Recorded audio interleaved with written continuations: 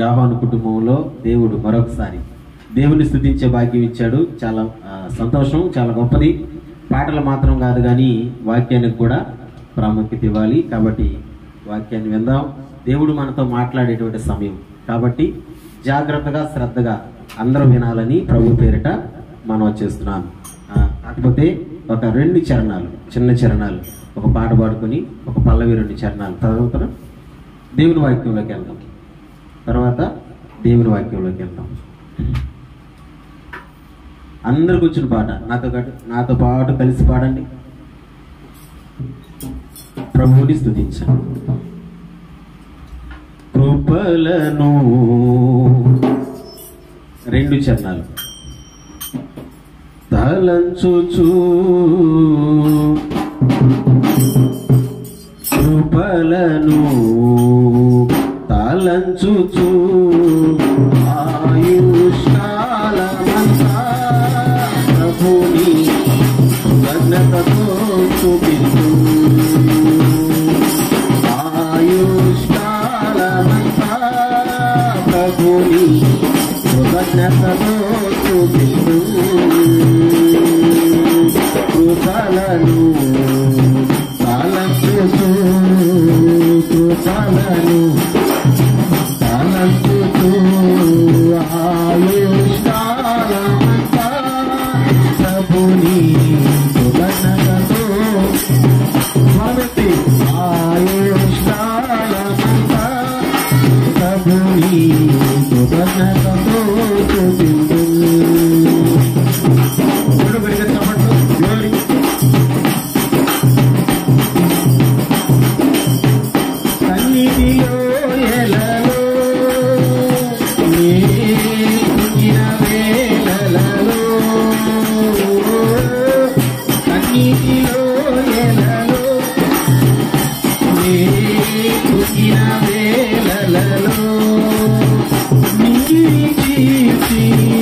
వర్షము పంపి నిపెను నా హృదయం యేసు నిపెను నా హృదయం. నింగిని చీల్చి వర్షము పంపి నిపెను నా హృదయం యేసు నిపెను నా హృదయం. కృపలను తలంచుచు తలంచుచు ఆయుష్కాలమంతా ప్రభుని కృతజ్ఞతతో ఆయుష్కాలమంతా ప్రభుని కృతజ్ఞతతో చూపించు.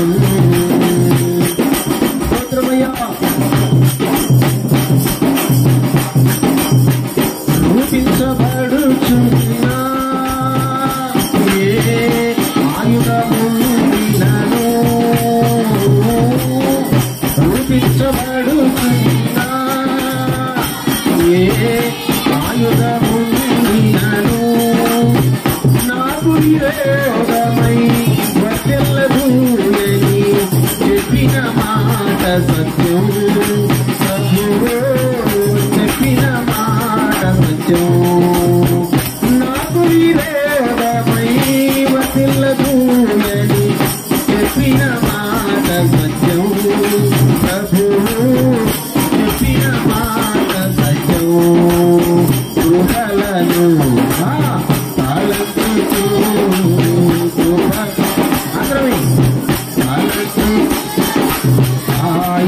ఆయుష్కాలమంతా ప్రభుని కృతజ్ఞతతో చూపించు. ఆయుష్కాలమంతా ప్రభుని కృతజ్ఞతతో చూపించు. ఒకసారి ఆయుష్కాలమంతా కృతజ్ఞతతో ఒకసారి ఆయుష్కాలం కృతజ్ఞతతో హల్లెలూయా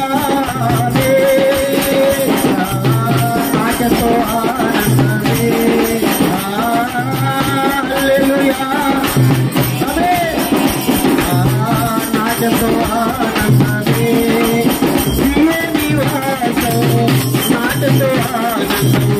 ఆనందమానందమే ఆవే ఆనందమానందమే నివాసం నాకంటే ఆనందం ఆనందమానందమే ఆవే ఆనందమానందమే కృపలను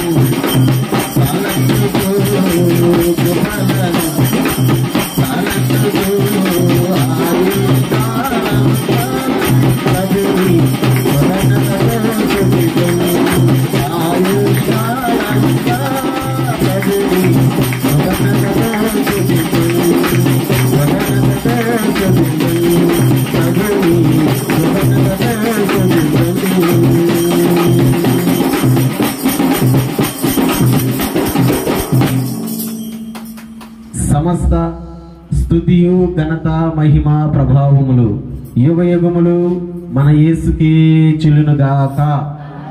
అందరూ చెప్పండి ఆమేన్. గట్టిగా చెప్పండి హల్లెలూయా హల్లెలూయా.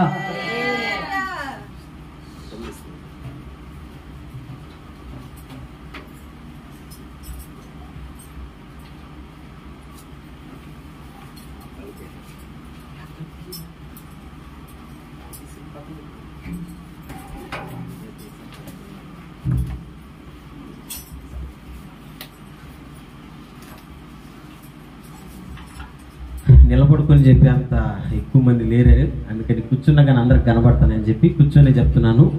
కొంచెం జాగ్రత్తగా దేవుని మాటలు వినాలని మనం చేస్తున్నాం. బైబిల్ చూడండి, ఒక మంచి మాట చూద్దాం. కీర్తనల గ్రంథం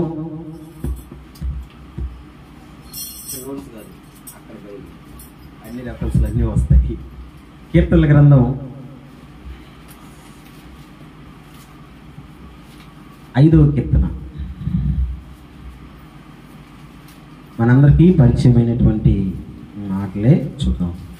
కీర్తనల గ్రంథం 5వ కీర్తన 11వ వచనాన్ని చూద్దాం. 5వ కీర్తన 11వ వచనం. నిన్ను ఆశ్రయించు వారందరూ సంతోషించుదురు, నీవే వారిని కాపాడదు గనుక వారు నిత్యము ఆనందమును చేయుదురు. దేవుడు ఈ మాటను మన వెనికిడిలో దీవించునుగాక. చిన్న ప్రార్థన. పరిశుద్ధమైన తండ్రి పరమపిత, నీకు వందనాలు. ఈ సాయంకాలపు వేళ ప్రభువా నీ మాటలు మేము ధ్యానం చేయబోతున్నాం. నిన్ను ఆశ్రయించినటువంటి మనిషికి ఏమి జరుగుతుంది అనేటువంటి మాటని మేము పట్టుకొని ప్రభువా ఈ రోజున నీ వాక్యాన్ని మేము ధ్యానం చేయబోతున్నాం. ఈ వాక్యములో ఉన్నటువంటి విషయాలను మీరు మాతో మాట్లాడండి ప్రభువా. ఈ కుటుంబంతో మాట్లాడండి ప్రభువా. ఎంతమంది బిడ్డలైతే ఈ మాటలు వింటున్నారో చూస్తున్నారో వారందరినీ జ్ఞాపకం చేసుకోండి. ఏ బిడ్డకు కావాల్సిన సహాయం మీరు అనుగ్రహించండి ప్రభువా. మాట్లాడేది నేనే, కానీ మాట్లాడించే దేవుడు మీరు ప్రభువా. కనుక మీరే మాట్లాడించండి.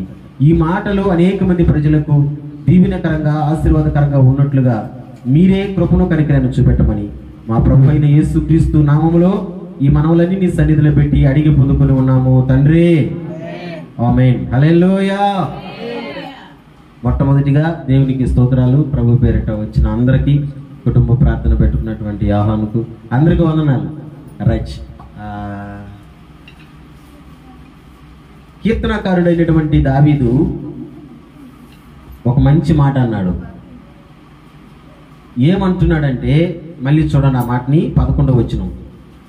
నిన్ను ఆశ్రయించు వారందరూ సంతోషించుదురు. అంటే దేవుణ్ణి ఎవరైతే ఆశ్రయిస్తారో నన్ను వినండి, వాళ్ళందరూ సంతోషంగా ఉంటారంట. ఎందుకు సంతోషంగా ఉంటారు? కింద లైన్ చూడండి. నీవే వారిని కాపాడుదువు గనుక వారు నిత్యము ఆనందధ్వని చేయుదురు. దేవుణ్ణి ఎవరైతే ఆశ్రయిస్తారో వాళ్ళకంట, నన్ను వినండి, వాళ్ళంట ఎప్పుడు ఆనందధ్వని చేస్తారంట. ఎందుకంటే వాళ్ళు దేవుణ్ణి ఆశ్రయించారు కాబట్టి. నేను ఈ రాత్రి ఏం చెప్పాలనుకుంటున్నానంటే, ప్రతి క్రైస్తవుడు, ప్రతి దేవుని బిడ్డ దేవునిని ఆశ్రయించే వాళ్ళుగా ఉండాలి, మనుషుల్ని కాదు. మనకు ఏది వచ్చినా లేదా మనకు ఏది జరగబోతున్నా ఎలాంటి పరిస్థితుల్లో మనం ఉన్నా మనుషులను కాదు ఆశ్రయించాల్సింది. చెప్పండి ఎవరిని ఆశ్రయించాలంట? దేవుణ్ణి ఆశ్రయించాలా. దేవుణ్ణి ఆశ్రయిస్తే వాళ్ళు ఎప్పుడు సంతోషంగా ఉంటారు. ఆ సంతోషంగా ఉండేటట్టు దేవుడే చేస్తాడు. మనం అనుకుంటాం చాలా సార్లు మనం సంతోషంగా ఉండాలంటే పైసలుంటే చాలయ్యా, మనం సంతోషంగా ఉండొచ్చు, ఏదైనా చేసి వచ్చని. అయ్యో, అసలు విషయం ఒకటి తెలియడంలే, పైసలు ఉన్న వాళ్ళందరూ సంతోషంగా ఉన్నారని మనం అనుకోవచ్చా? అనుకోలేము. కానీ ఒక మనిషి సంతోషంగా ఉండాలి అంటే ఆ వ్యక్తి దేవుని ఆశ్రయించినప్పుడు సంతోషం వస్తుంది. మీరు గమనించండి, చాలా మంది కుటుంబాలలో సంతోషం ఎందుకు లేకుండా పోతుంది, ఆనందం ఎందుకు లేకుండా పోతుందంటే వాళ్ళు దేవుని ఆశ్రయించలేదు కాబట్టి. అయితే ఆశ్రయిస్తే మాత్రం దేవుడు సంతోషాన్ని, దేవుడు ఆనందాన్ని ఇస్తారని చాలా చక్కగా కీర్తనకారుడైన దావీదు చెప్పాడు. మీకు అర్థమవుతుందంటారా? ఇంతకీ దేవుని ఆశ్రయించేటువంటి వ్యక్తులు ఒక విషయాన్ని గుర్తుపెట్టుకోవాలి. ఏంటి ఆ విషయం అంటే, దేవుని మనం ఎందుకు ఆశ్రయించాలి? దేవుని మనం ఎందుకు ఆశ్రయించాలి? ఎందుకంటే మనుషులు చెయ్యలేనటువంటి అనేకమైనటువంటి పనులు, అనేకమైనటువంటి కార్యాలు దేవుడు చేస్తాడు కాబట్టి ఆయనను మనం ఆశ్రయించాలి. కొంతమంది అంటూ ఉంటారు, హేతువాదులు అంటారు, నాస్తికులు అంటారు వాళ్ళని. నాస్తికులు అంటే ఎవరంటే దేవుడు లేదు, దెయ్యము లేదు, అసలు ఎవరు లేరు, మీరు ఏం చేస్తున్నారో తెలుసా, అదొక భ్రమలో బ్రతుకుతున్నారనే వాళ్ళు ఉంటారు.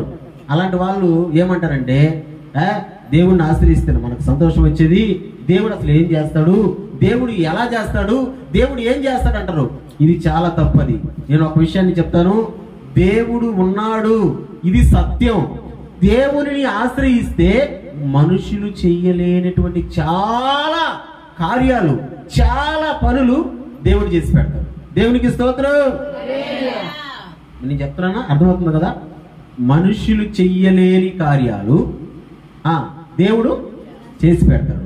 దేవుడు మాత్రమే చేయగలడు, ఇవి మనుషులు ఎవరు చేయలేరు. మరి ఎలాంటి కార్యాలు దేవుడు మాత్రమే చేస్తారు? మనుషులు చేయలేనటువంటివి దేవుడు చేసేది. ఎలాంటి కార్యాలు? ఒక 3 కార్యాలు మీ ముందర పెడతాను, చాలా జాగ్రత్తగా వినండి. నెంబర్ 1, మనుషులు చేయలేనటువంటి కార్యాలు దేవుడు చేసే కార్యాలు. ద్వితీయోపదేశకాండం మొదటి కార్యం. ఇప్పుడు నేను చెప్పే ఈ కార్యాలు ఎవరు కూడా మనుషులు చేయలేరు, దేవుడు మాత్రమే చేయగలడు. ఎవరికి చేస్తాడు దేవుడు అంటే ఆయన ఆశ్రయించిన వాళ్ళకి చేస్తాడు. దేవుణ్ణి ఆశ్రయించిన వాళ్ళకి. 8వ అధ్యాయానికి రండి. ద్వితీయోపదేశకాండం 8వ అధ్యాయం 18వ వచనం చూద్దామా? 8వ అధ్యాయం 18వ వచనం చూద్దామా? నీ దేవుడైన యెహోవాను జ్ఞాపకము చేసుకొనవలెను. ఏలయనగా తాను నీ పితరులతో ప్రమాణము చేసినట్లు తన నిబంధనను నేటి వలె స్థాపింపవలెనని మీరు భాగ్యము సంపాదించుకొనుటకై మీకు సామర్థ్యము కలుగజేయవాడు ఆయనే. ఫస్ట్ మనుషులు చెయ్యలేనటువంటి పని దేవుడు మాత్రమే చేయగలిగిన పని. ఒక పని ఉంది. ఏంటి ఆ పని? లాస్ట్ లైన్ చూడండి. లాస్ట్ లైన్, మీకు సామర్థ్యము కలుగజేయువాడు ఆయనే. ఆయనే అంటే అర్థం దేవుడు. దేవుడు అంట మనకు సామర్థ్యాన్ని కలుగు చేస్తాడంట. మనుషులు చేయలేరు ఈ పని. మనుషులు చేసే పనే కాదు ఇది. ఎవరు చేసే పని? దేవుడు మాత్రమే.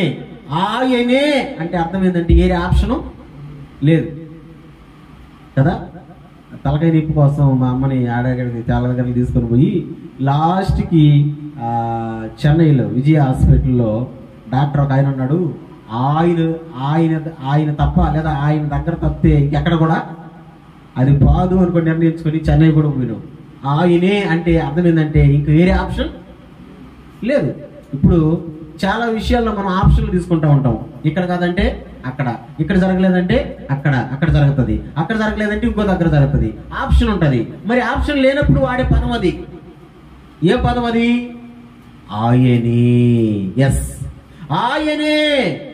దేవుడు మాత్రమే చేయగలిగిన మొట్టమొదటి పని సామర్థ్యము కలుగు చేయువాడు ఆయనే. సామర్థ్యము అంటే ఏంటంటే మనం ఏదైనా ఒక పనిని తలంచినప్పుడు ఆ పనిని చేసే సత్తా, డబ్బుల విషయంలో కాదు, ఆ పనిని చేసే సత్తా మనకు ఉండాలి. ఇప్పుడు పైసలు ఉన్నాయి, పని చేసే సత్తా మనకు లేదు. ఇప్పుడు ఆ పైసలు ఎందుకని ఉపయోగపడతాయా? ఉపయోగపడవు. ఉపయోగపడాలంటే ఏం చేయాలి? మనకి ఏముండాలి? ఏ పని చేయాలన్నా సామర్థ్యం ఉండాలా, చెయ్యగలిగినటువంటి సామర్థ్యం ఉండాలా. ఈ సామర్థ్యాన్ని ఎవరిస్తారంట? దేవుడే, ఆయన ఒక్కడే ఇస్తాడు. దేవునికి స్తోత్రం. ఈరోజు మా భయ్య మాట్లాడితే సాయంత్రం అంటాడు, వివాహం పెట్టుకున్నాము, దేవుడిని అడుక్కునేదానికి, దేవుడిని బ్రతుకులు అడుక్కునేదానికి మేము ప్రార్థన పెట్టుకున్నామని. అంటే ఆయన ఆలోచన ఏంది? ఈ కార్యం జరగాలంటే దీనికి సామర్థ్యం ఎవరు ఇవ్వాలా? అది ఆ మాటది. ఆయనే, నేను కాదు. ఒకవేళ మా భయ్య ఉన్నట్లు ఎట్టబడి చేసేస్తారంటే మా వాళ్ళ సాధ్యం కాదు. లేదు మా బంధువులు, మా మామ ఉన్నాడు, మా అన్నదమ్ముడు ఉన్నాడు, మా బామర్దున్నాడు అంటే సామర్థ్యం లేకపోతే చేయలేరు. అంటే ఒక పని చేయాలంటే ఆ పనికి తగిన సామర్థ్యం ఇచ్చేవాడు ఎవరు? ఆయనే. అంటే దేవుడు మాత్రమే. అందుకే నేను చెప్తున్నాను, ఈ సామర్థ్యం అనేది మనుషులు ఎవరు ఇవ్వలేరు. ఈ సామర్థ్యం అనేది ఎవరిస్తారు? దేవుడు ఇస్తాడు. ఆయన మాత్రమే ఇవ్వగలడు. ఎవరికి ఇస్తాడు? ఫస్ట్ లో చదివే కీర్తన గ్రంథం 5వ కీర్తన 11వ వచనం. ఎవరికి ఇస్తాడు? ఎవరైతే ఆయనను ఆశ్రయిస్తారు. అది అది ఆ బేసిక్ పాయింట్ మర్చిపోకూడదు, వదలకూడదు. ఎవరైతే దేవుడిని ఆశ్రయిస్తారో వాళ్ళకి దేవుడు ఇచ్చే ఫస్ట్ది ఏంటో తెలుసా? సామర్థ్యం ఇస్తాడు. స్తోత్రం. బైబిల్లో ఒక అద్భుతమైన ఒక వ్యక్తి ఉన్నాడు. ఆయన పేరు అబ్రహాం. నాన్న చెప్పండి, ఆయన పేరు గట్టిగా చెప్పండి. ఆయన పేరు అబ్రహాం. అంటే మీకు ఏమైనా గుర్తొస్తుందా? ఏది గుర్తొస్తుందో చెప్పండి. విశ్వాసులకు తండ్రి. ఇంకేమన్నా గుర్తొస్తుందా? ఇంకేమన్నా?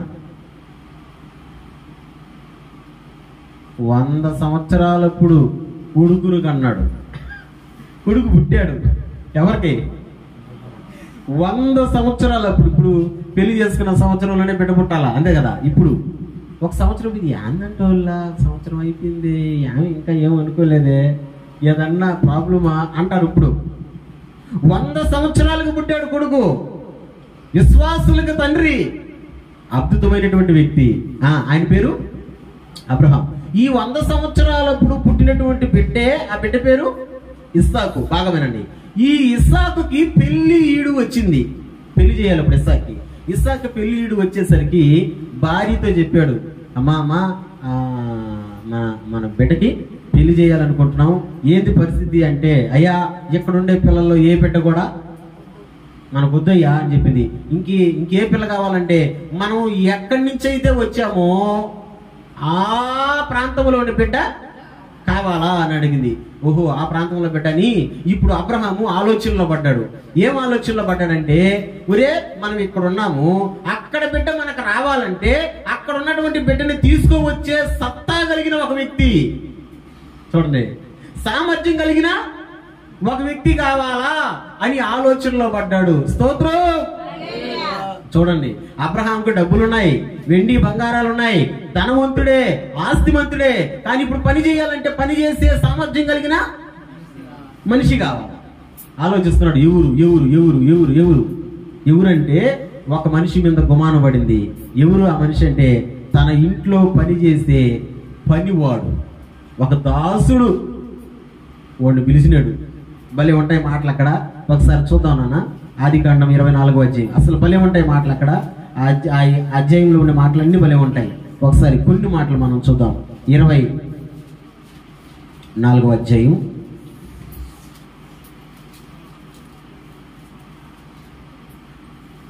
24వ అధ్యాయంలో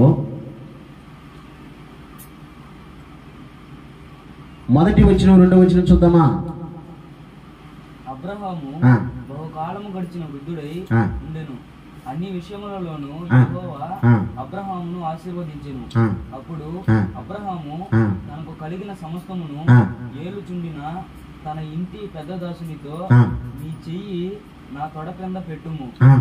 నేను ఎవరి మధ్య కాపురం ఉన్నానో ఆ కనానీయుల కుమార్తెలలో ఒక దానిని నా కుమారునికి పెళ్లి చేయక నా స్వదేశం అందున్న నా బంధువుల యొద్దకు వెళ్లి ఇస్సాకును నా కుమారునికి భార్యను తెచ్చినట్లు ఆకాశము యొక్క దేవుడును భూమి యొక్క దేవుడునైన యెహోవా తోడని నీ చేత ప్రమాణము చేయించదనని. వినాలి వినాలి. అబ్రహాము ఆ ఇంట్లో పనిచేసేటువంటి పెద్ద పనుడు, ఆ పనుడిని పిలిచి ఆ పనుడికి ఒక బాధ్యతను అప్పగిస్తున్నాడు. బాగా వినండి. ఏం బాధ్యత అది? ఏం బాధ్యత అది? తన కుమారుడికి పెళ్లి కూతురు తీసుకొచ్చే బాధ్యత. పెళ్లి బాధ్యత ఎవరి చేతిలో పెడతాం చెప్పండి? చేసే సత్తా ఉండేవాడి చేతిలో పెడతామా? వరి ఊడికి ఎందుకురా పని చెప్పేవా? ఊడు చూసి రమ్మంటే కాల్చి వస్తాడు. వీడికి పెడతామా? కొంతమంది మీరు గమనించండి, కొంతమందికి పని చెప్తే చెప్పిన పని కరెక్ట్ గా చేసుకొని వస్తారు. ఊళ్ళకే పని చెప్తాం మనం. ఎందుకంటే ఈ వ్యక్తి మీద మనకు నమ్మకం ఉంది, ఆ పని చేసే సామర్థ్యం ఉండదు. ఇప్పుడు అన్న వాళ్ళందరూ పంపిస్తే మీకు ఒక విషయం చెప్పనా? ఎవరు చెప్పాకండి, నువ్వు వీడియోలో మాట్లాడితే ఎవరు చెప్పాకంటే. నిన్న సార్ వాళ్ళకి శ్రీనివాస సత్రంలో కార్యక్రమం జరిగింది, ప్రార్థన జరిగింది కదా. నిన్న సార్ వాళ్ళకి అక్కడ అన్ని వంటలు వండి బాక్సులు పెట్టాను.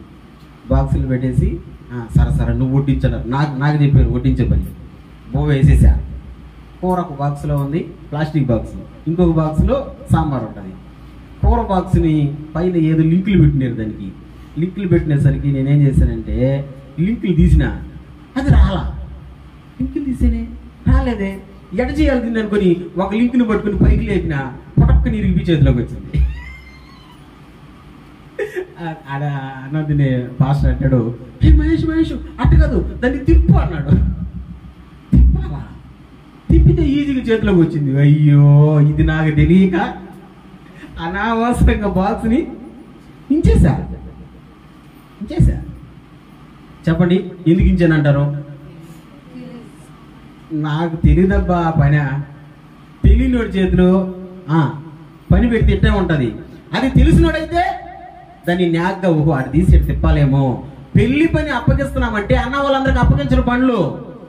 పెళ్లి పని అప్పగించాలంటే సామర్థ్యము కలిగినటువంటి ఒక వ్యక్తికి అప్పగిస్తారు పని. ఈ అబ్రహాము తన కుమారుడికి భార్యను తీసుకువచ్చేదానికి ఇంట్లో పనిచేసే పెద్ద పనోడు, అక్కడ పేరు రాయిలా కానీ ఎలియాజరు అంటారు. ఆ పెద్ద పనోడిని పిలిచి ఆ బాధ్యత అప్పగిస్తున్నాడు. మామూలు బాధ్యత కూడా కాదు. ఇదిగో నేను ఏ దేశం నుంచి వచ్చానో ఆ దేశంలో నుంచి ఒక పెట్టిని తీసుకొని వచ్చి నువ్వు పెళ్లి చేయాలంటే ఇతనికి ఒక డౌట్ వచ్చింది. అయ్యా నా మొహం ఓలికి తెలియదు, ఓలు మొహం నాకు తెలియదు. ఇన్ని దేశానికి పోయి నేను బిడ్డను తీసుకురమ్మంటున్నావే, ఓలు నన్ను నమ్మతారా? నమ్మి నాతో పాటు ఒక అమ్మాయిని పంపిస్తారా అని అంటే అబ్రహాం అంటాడు, ఒకవేళ నువ్వు అడుగు పంపించుకుపోయారంటే ఈ ప్రమాణం నీకు చెల్లదని చెప్తాడు. మొత్తానికి వెళ్తాడు. వెళ్ళిపోయి బాగా వినండి, అక్కడ ఒక బావి దగ్గర చేరి బావి దగ్గర ప్రార్థన చేయడం మొదలు పెట్టాడు. స్తోత్రం. ఏం చేయడం మొదలు పెట్టాడు? గట్టిగా ఏం చేయడం మొదలు పెట్టాడు? ఏం ప్రార్థన చేస్తున్నాడు? 24వ అధ్యాయం 12వ వచనం చూడండి. ఏం ప్రార్థన చేస్తున్నాడు? 24వ అధ్యాయం 12వ వచనం చూడండి. లేదా 11 నుంచి చూసుకుంటాం. 11 నుంచి. సాయంకాలం ముందు స్త్రీలు నీళ్లు చేదుకొని వచ్చే వేళకు ఆ ఊరి బయటనున్న నీళ్ల బావి యొద్ద తన ఒంటెలను మోకరింపజేసి ఇట్లనెను, నా యజమానుడు అబ్రహాము దేవుడు అయిన యెహోవా, నేను వచ్చిన కార్యమును త్వరలో సఫలము చేసి నా యజమానుడు అబ్రహాము మీద అనుగ్రహము చూపుము. హల్లెలూయా. చెప్పరే చేతులది. హల్లెలూయా. సాయంకాలము ఆ నీళ్ళ బావి దగ్గర ఒంటిల్ని మోకరించి అంటే అక్కడ దిగి అక్కడ చేరి ప్రార్థన చేస్తున్నాడు. ఎక్కడ చేరి ప్రార్థన చేస్తున్నాడు? నీళ్ళ బావి దగ్గర. మీరు చెప్పొచ్చండి, మీరు చెప్పండి ఎందుకు నీళ్ళ బావి దగ్గరే చేరినాడు? అమ్మాయిలందరూ వచ్చే ప్లేస్ ఏ ప్లేసు? నీళ్ళకేగా, అంతే కదా. నీళ్ళ బావి దగ్గరకు వస్తాడు, అక్కడ చేరి మోకరిసి ప్రార్థన చేస్తున్నాడు. అయ్యా నేను వచ్చిన కార్యం తొందరగా అయిపోవాలా, కృప చూపయ్యా. నా యజమానుడగు అబ్రహాము దేవుడా అని ప్రార్థన చేస్తున్నాడు. హల్లెలూయా, హల్లెలూయా. ప్రార్థన చేస్తా దేవుడికి ఒక మాట చెప్పాడు, అయ్యా ఇక్కడికి వచ్చే వాళ్ళలో నేను ఒక అమ్మాయిని చూసి నాకు నీళ్ళు దాకమని అడుగుతాను, ఆ అమ్మాయి నాకు నీళ్లు పోయాలా. నీళ్ళు అంటే మనం చేదుకునే బావిలు కాదు, కిందకి దిగి రావాలా, నేల బావిలు కిందకి దిగి ఎత్తుకొని రావాలా ఒక బింది. నీళ్లు పోయమని అడుగుతాను, నాకు నీళ్లు పోయాలా, నేను అడగకపోయినా నా ఒంట్లకి నీళ్లు పోయాలా. ఆ అమ్మాయే నువ్వు నాకు చూపించిన అమ్మాయి, నేను ఇస్సాక్కి తీసుకొని పోతాను అనుకుని ప్రార్థన చేశాడు. ఇంతలోకి రెపకం వచ్చింది. చూస్తానికి చాలా అందంగా ఉంది, చాలా చక్కగా ఉంది. రెపకం వచ్చింది. నీళ్లు కిందకి దిగి తీసుకొని వచ్చేటప్పుడు అమ్మ నీళ్ళు దాకా వస్తుంది అన్నాడు. నీళ్లు పోసింది, తాగాడు. తాగిన తర్వాత ఏమంటది, నీకే ఇంత దాహంగా ఉందంటే పాపం మోగ జీవాలకి ఇంకెంత దాహంగా ఉంటుందంటే 10 ఒంటిలకి నీళ్లు పోసిందంట మహాతల్లి. ఎన్ని ఒంటిలకి? ఓ ఒంటి ఎన్ని నీళ్ళు తాగుతుంది? మనం తాగినట్టు ఒక గ్లాస్ తాగుతుందా, ఒక బిన్ తాగుతుందా? ఒంటి అంటేనే ఎడారి జీవి, దొరికినప్పుడు నీళ్లు గబగబా తాగి కడుపులో పెట్టుకో ఉంటది. ఇంచుమించు మన భాషలో మనకు అర్థమయ్యేలా చెప్పంటే 10 దొడ్డులు నీళ్ళు తాగుతుంది ఒకటి. అలాంటిది 10 ఒంటిలకి పోసిందంటే 10 బదులు ఎంత? 100 తొట్టులు నీళ్ళు చేదు పోసిందంటే నేను అంటాను కష్టజీవి కాదా? ఎలాంటి అమ్మాయిని ఏరుకొని కోరుకుంటారో తెలుసా? పెళ్లి చేసుకోవడానికి కష్టపడే అమ్మాయిలు. నిజం అందం కాదు కావాల్సింది, ఏది కావాలా? ఆ బిడ్డ చేసే కష్టం. కష్టపడే అమ్మాయిని ఏరుకొని కోరుకొని చేసుకుంటారు. ఆ పడిన కష్టం చూసి ఇతనికి ఒకటే గుర్తొచ్చింది, ఒరే ఈ బిడ్డ అయితేనే బాగున్నట్టుందని పరామర్శ చేసి వాళ్ళ ఇంటికి వెళ్ళి వాళ్ళ నాన్నతో మాట్లాడి రాత్రే సంబంధం మాట్లాడి ఉదయాన్నే తనతో పాటు తీసుకుని పోయాడు. దేవునికి స్తోత్రం. ఇస్సాకు ఇచ్చి పెళ్లి చేశాడు. ఎందుకు నేను చెప్తున్నానంటే, అబ్రహాము ఎలియాజరుని నమ్మి ఒక బాధ్యతను అప్పగించాడు. ఎలియాజరు మీద అబ్రహాముకున్న ఫీలింగ్ ఏంటంటే, ఎలియాజరు ఈ పని చేసే సామర్థ్యం కలిగిన వాడు. ఎస్, మన దేవుడు ఎలాంటి దేవుడు అంటే, ఒక పని మనం చెయ్యాలనుకున్నప్పుడు ఆ పనిని చేసే సామర్థ్యాన్ని మనకు ఇచ్చేవాడు. అందుకే కదా మనం చదివాం ద్వితీయోపదేశకాండంలో, సామర్థ్యము కలుగజేయువాడు ఆయనే. దేవునికి స్తోత్రం చెప్పండి. ఎవరైతే దేవుని ఆశ్రయిస్తారో వాళ్లకు సామర్థ్యాన్ని దేవుడు కలుగజేస్తాడు. నేను అదే అంటాను, దేవుడిని ఆశ్రయించాడు కాబట్టి నిజంగానే జరగాల్సినటువంటి ఆ కార్యక్రమానికి సామర్థ్యాన్ని మేము ఎవరు వీలేము, మాటలు చెప్పాల్సిందే, అంతే కదా. కానీ సామర్థ్యం ఇచ్చేవాడు దేవుడే. ఫస్ట్ది ఆయన ఆశ్రయించిన వాళ్ళకి దేవుడు ఆయన సామర్థ్యాన్ని ఇస్తాడు. స్తోత్రం. రెండవ దానికి వచ్చేద్దాం చూడండి. 1 సమూయేలు గ్రంథం 2వ అధ్యాయం 7వ వచనాన్ని చూద్దాం. 1 సమూయేలు గ్రంథం 2వ అధ్యాయం 7వ వచనాన్ని చూద్దాం. రెండవది, ఆయన ఆశ్రయించినటువంటి వాళ్ళకి ఆయన ఏమి ఇస్తాడు? ఆయన మాత్రమే ఇస్తాడు, ఇంకెవరు ఇవ్వలేరు. దాన్ని ఏంటో చూడండి. 1 సమూయేలు గ్రంథం 2వ అధ్యాయం 7వ వచనం.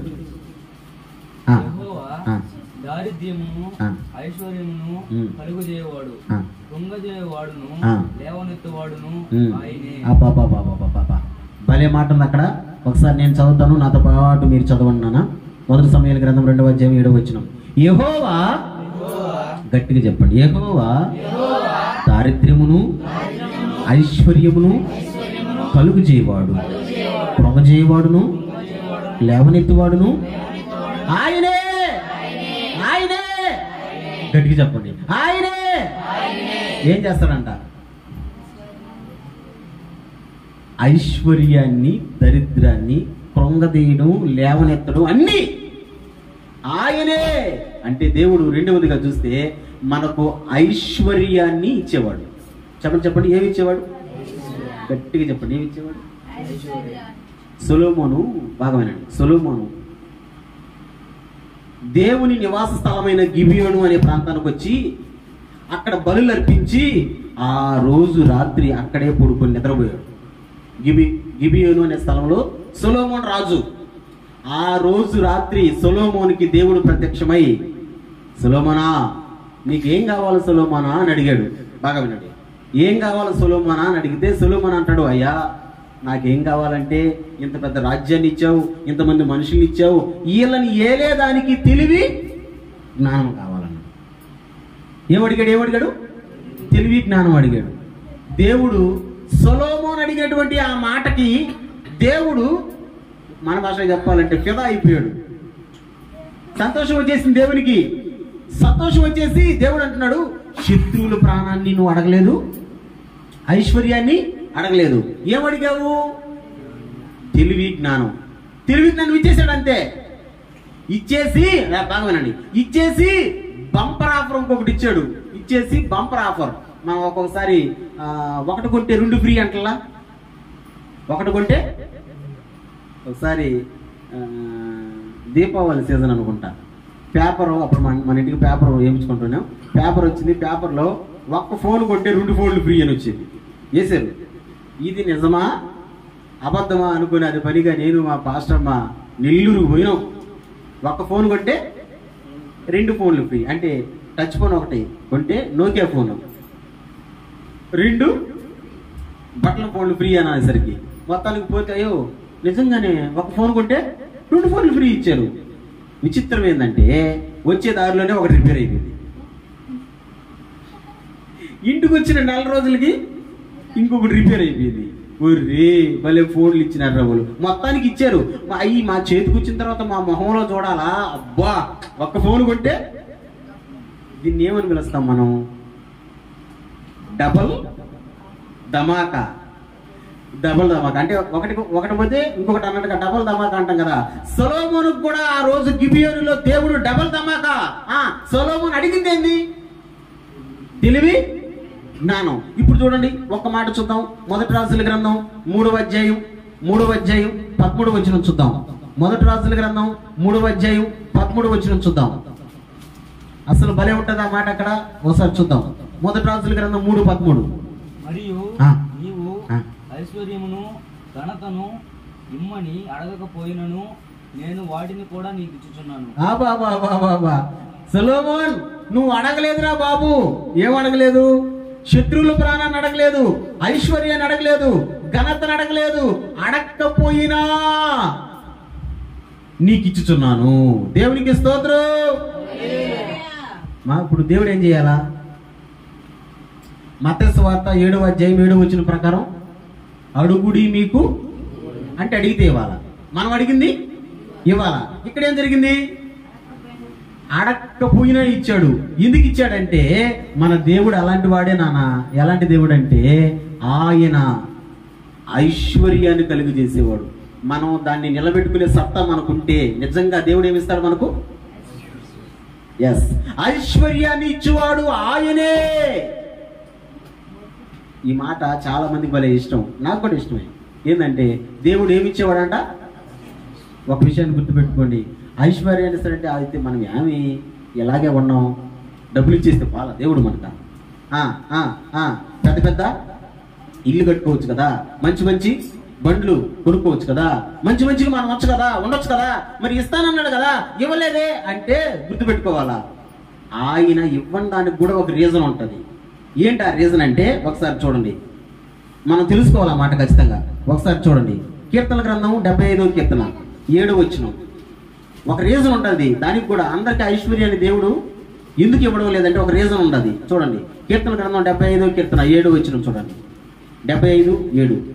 దేవుడే తీర్పు తీర్చువాడు, ఆయన ఒకరిని తగ్గించును ఒకరిని హెచ్చించును. దేవుడే తీర్పు తీర్చువాడు అంటాడు చూడండి. ఆయన ఒకరిని తగ్గించును ఒకరిని హెచ్చించును. ఎవడికి ఇవ్వాలో వాళ్ళకి ఇస్తాడు, ఎవడికి ఇవ్వకూడదో వాడికి ఇవ్వడు. బాగమేనండి. ఎందుకు ఇవ్వడంటే మీరు మనం ఆలోచించాల్సిన విషయం. ఎందుకు ఒకడికి ఇచ్చి ఒకడికి ఇవ్వడంటే ధనం కూడటం అనేది అందరికీ అంత మంచిది కాదు. నిజమంటారా అబద్ధం అంటారా? నా సైడ్ చూడండి, నిజమా అబద్ధం అని నేను ఎప్పుడు చెప్పింది? ధనం వల్ల ఒక ప్రమాదం ఉంది, అందుకనే దేవుడు అందరికి ఇవ్వడం. ధనము వెనక ఒక ప్రమాదం ఉంది, అందుకనే దేవుడు అందరికీ ఐశ్వర్యాన్ని ఇవ్వడు. ఏంటో తెలుసా ఆ ప్రమాదం? ఏంటో తెలుసా? మీరు అనుకోవచ్చు, మీరేం ఆలోచిస్తుంటారంటే డబ్బు వెనక ఏముందబ్బా ప్రమాదం? ఏముంది?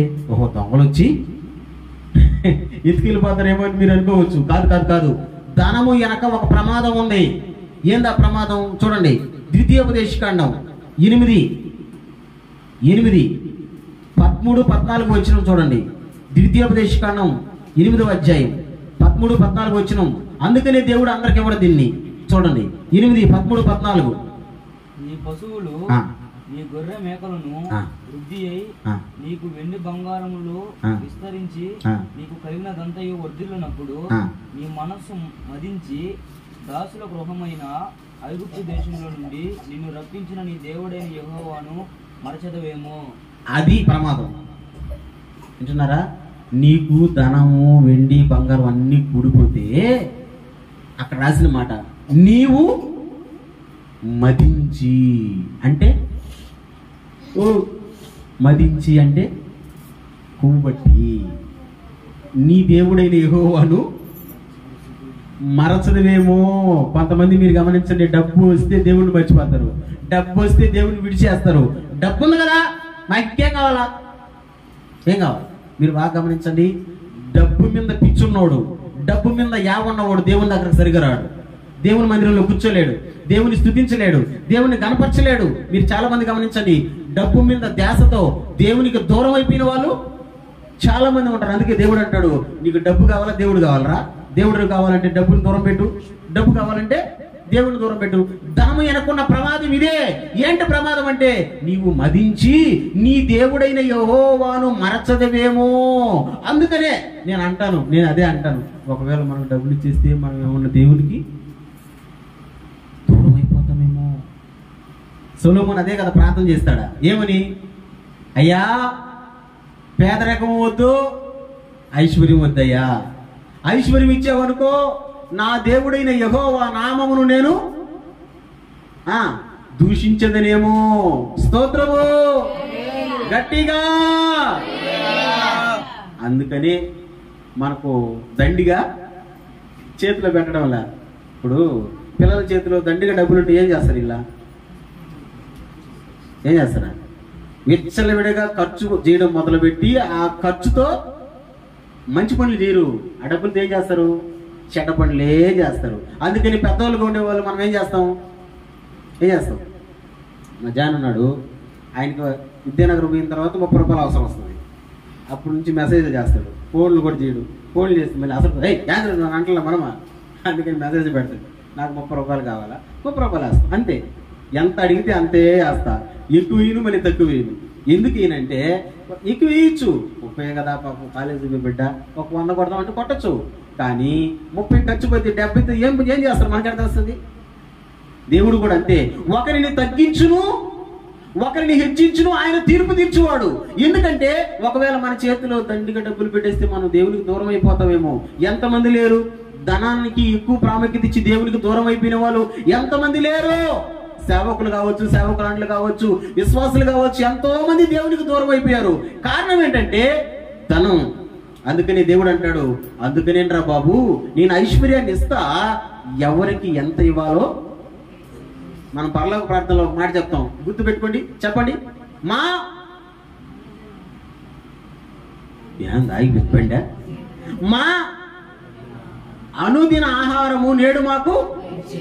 అంటే అర్థమైంది, అయ్యా మాకు ఏ రోజు కావాలో ఈ రోజు కూడా మనం అదే అన్నాం, ప్రభా ఈ ఆహారానికి ఈ వివాహానికి ఎంత కావాలో అంతే.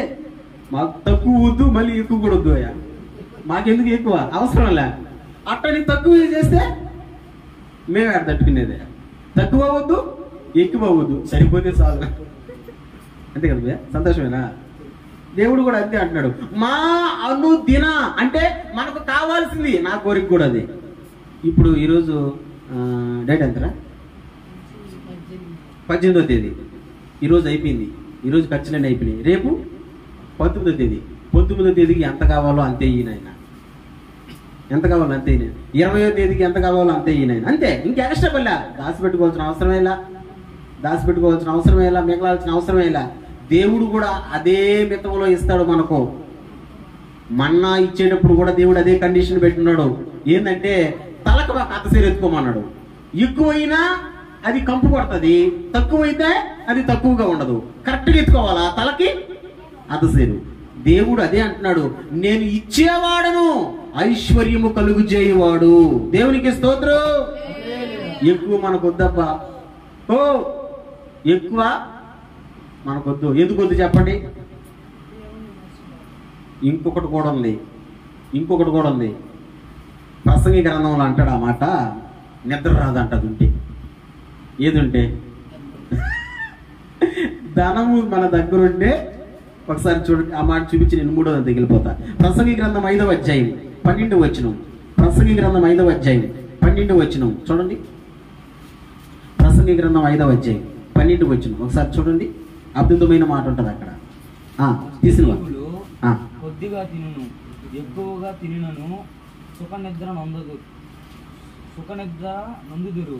అయితే ఐశ్వర్యవంతులకు తమ ధన సమృద్ధి చేత నిద్ర పట్టదు. అది డబ్బుండే ఊళ్ళకంట ఏం రాదంట.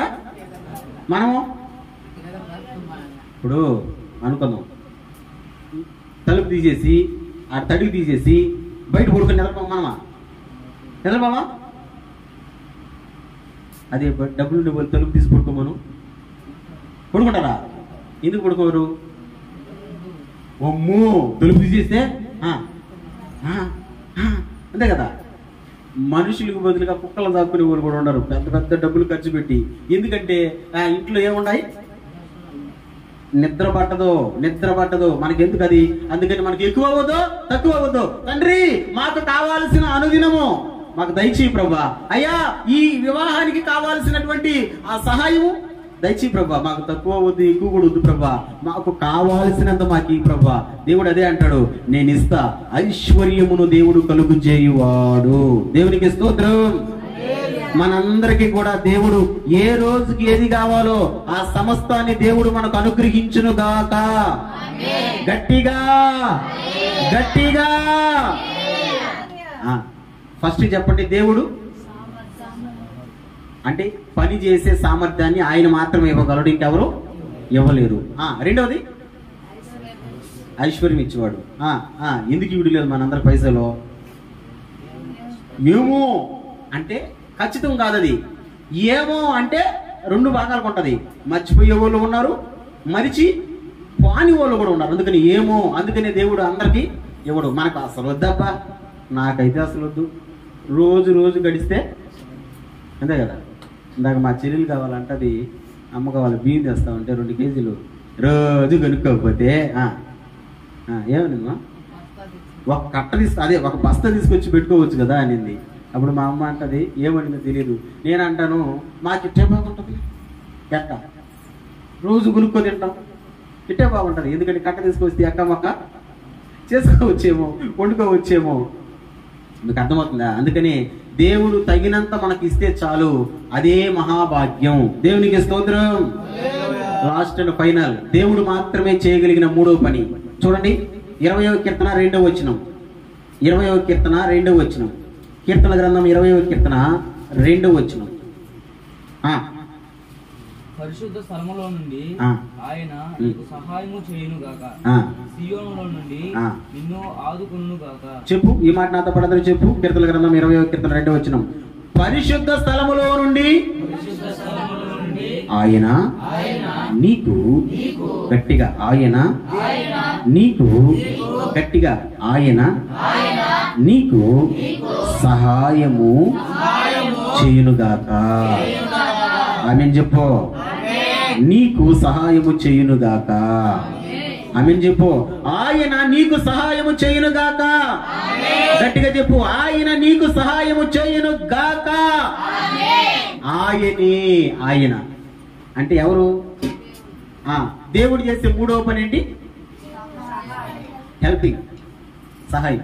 నానా చాలాసార్లు మనం ప్రార్థన చేస్తుంటాం కదా, ఏమని? ప్రభా నువ్వు సహాయం చేయకపోతే ఇంకెవరు చేస్తారయ్యా, నువ్వు ఇవ్వకపోతే ఎవరు ఇస్తారయ్యా. నిజమే, ఇది వాస్తవం.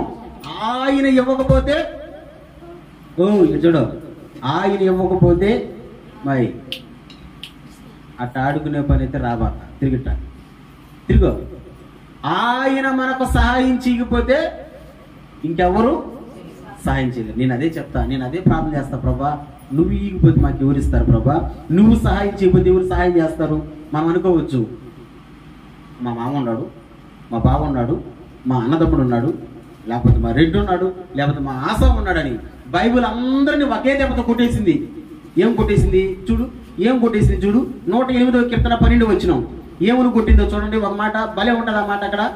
108వ కీర్తన 12 వచనం, 108వ కీర్తన 12 వచనం. దేవుడు ఒకే మాట, బైబిల్ ఒకే మాట కొట్టేసింది చూడు. మనుషుల సహాయము అయిపోయింది. అక్కడ వాళ్ళు ఎవరైనా కానీ మనుషుల సహాయము ఎందుకని ఇది వ్యర్థము అని చెప్పండి ఒక మాట, మీకు ఆలోచన వస్తే. జాన్ అంటాడు మనకు సహాయం చేసి మళ్ళీ అడుగుతారు. ఇంకేమన్నా సహాయం అని ఎందుకని ఇది బైబిల్ ఎందుకు? లోకంలో మనిషి సహాయం చేయాలంటే పేదోడికి పెట్టడు. తెలుగులో ఒక సామెత ఉంది అక్క, మా చూడండి, ఉన్నమ్మకు పెడతదంట, లేనమ్మ కూడా ఉన్నమ్మకే పెడతదంట. అదేంటి మీరు తప్పు చెప్తున్నారు. కరెక్ట్ ఏంటంటే ఉన్నమ్మకు పెడుతుంది, లేనమ్మ కూడా అంతే. మరి లేనమ్మకు పెట్టేది, లేనమ్మ పెట్టదు, ఉన్నమ్మ కూడా పెట్టదు. చాలా సార్లు వచ్చి నా ముందర బాధపడుతుంటారు చాలా మంది. ఏం చెప్పాలి వాళ్ళ బాధకి? అయ్యా పాలంట్లో పని చేస్తున్నాను అయ్యా, 30 రూపాయలు అది చేతిలో పెట్టిందయ్యా. ఎంతంట ఏం తీసుకోవడానికి 30 రూపాయలు? నువ్వేం చేసావు అక్కానంటే తిరిగి ఆమె చేతిలోనే పెట్టేసాం మేము. అంతే కదా. నేను ఎందుకు చెప్తున్నానంటే మనుషుల సహాయం వ్యర్థం. మనుషులు సహాయం చేసేది ఏదో ఒకటి ఆశించి చేస్తారు, బాగా గుర్తుపెట్టుకోండి. రెండవది, మనుషులు మనకు సహాయం చేయాలంటే మన దగ్గర ఏదైనా ఉండాలా, మనకు ఉండాలా, మన వెనక ఒత్తి ఉండాలా. ఒత్తి ఉన్నప్పుడే సహాయం చేస్తారు. ఇప్పుడు ఉదాహరణకి భయ్య వెనక ఒత్తిలిందనుకో, నేను ఉన్నాను లేరా అని అంటారు. ఒత్తి లేదనుకో, ఓరే నాయన ఒకటి అడుగు బాబా అంటారు. ఏమే డబ్బులు అడుగుతాడరా నాయన, ఎందుకు వచ్చిన తలకాయ నొప్పిరా పానే పాపా. నీ పరిస్థితే కాదు, మా పరిస్థితి కూడా అంతే. మనం కింద పడితే గాంధీ మన విలువ తెలీదు. మీకు అర్థం కాలేదా? మళ్ళీ చెప్తా. మనం కింద పడితే కానీ మన విలువ తెలీదు. మనం కింద పడితే ఎవరన్నా వచ్చి మనల్ని ఆదరిస్తారా, ఎవరన్నా మనకు సహాయం చేస్తారా అనేది అప్పుడు చేస్తుంది మన విలువ. ఇప్పుడే తెలియాలి మన విలువ. ఈ కార్యంలో చేస్తుంది విలువ. ఏంది విలువ అంటే మన మీద ఉన్నటువంటి అభిప్రాయం, అవగాహన ఎలా ఉందో తెలుస్తుంది. ముందరకు వచ్చి సహాయం చేశారంటే మంచి అభిప్రాయం ఉన్నట్టు అంతే. దూరంగా ఉన్నారనుకో, వీళ్ళకి అవతల ఓరే నాయన వీళ్ళకి ఇస్తే మనకే పడుతుందిరా. దేవుడు అంటాడు మనుషుల సహాయము వ్యర్థము. ఎస్, ఎందుకు వ్యర్థం అంటే వాళ్ళు ఇస్తారు, రేపు అడుగుతారు. ఒకవేళ వాళ్ళు ఇవ్వాలంటే మన వెనక ఏదో ఒకటి ఉండాలా. కానీ దేవుడండి నిస్వార్థముగా ఏది ఆశించకుండా మనకి ఇచ్చేవాడు, మనకు సహాయం చేసేవాడు, అందరికీ సహాయం చేసేవాడు. నాకు సహాయం చేసేవాడు, నీకు సహాయం చేసేవాడు. అద్భుతమైన ఒక్క మాట నేను చూపించి ప్రార్థన చేస్తా. యెషయా గ్రంథం 41వ అధ్యాయం, అసలు అద్భుతమైన ఒక మాట. యెషయా గ్రంథం 41వ అధ్యాయం 10వ వచనం, 41వ అధ్యాయం 10వ వచనం భలే ఉంటారు చూడండి. అద్భుతమైన ఒక మాట. నీవు నా దాసుడవనియు నేను ఉపేక్షింపక ఏర్పరచుకుంటున్ననియు నేను నీతో చెప్పి ఉన్నాను, నీకు తోడై ఉన్నాను, భయపడకము, నేను నీ దేవుడనే ఉన్నాను, దిగులు పడకము, నేను నిన్ను బలపడుతును, నీకు సహాయం చేయవాడును నేనే, నీతియను నా దక్షిణ హస్తముతో నిన్ను ఆదుకుందును. భలే మాట చూడండి అక్కడ. నీకు సహాయము చేయవాడును నేనే. దేవుడే, మనుషులు కాదు. ఆయన అన్నాడు నీకు సహాయం చేయవాడు నేనే. పక్కన వాళ్ళ సహాయం ఒకవేళ చేసినా రేపు ఒకరోజు అడగరా, ఏ పలానా రోజు నీకు ఇచ్చాను కదా, ఇప్పుడు నాకు పెట్టు, నాకు అంతే కదా కాదా. మనం పక్కన వాళ్ళ ఇంటికి పోయి కోడి కూర తినేసి వచ్చామనుకో, వాళ్ళు మన ఇంటికి వచ్చినప్పుడు పచ్చడి పప్పులు చేసామనుకో, అడగరా మా ఇంటికి వస్తే నేను ఎడ చూసుకున్నాను, నల్లకోట కోసేసానుగా, మరి నీ ఇంటికి వచ్చి కనీసం తెల్లకోట అయినా కోయాలిగా.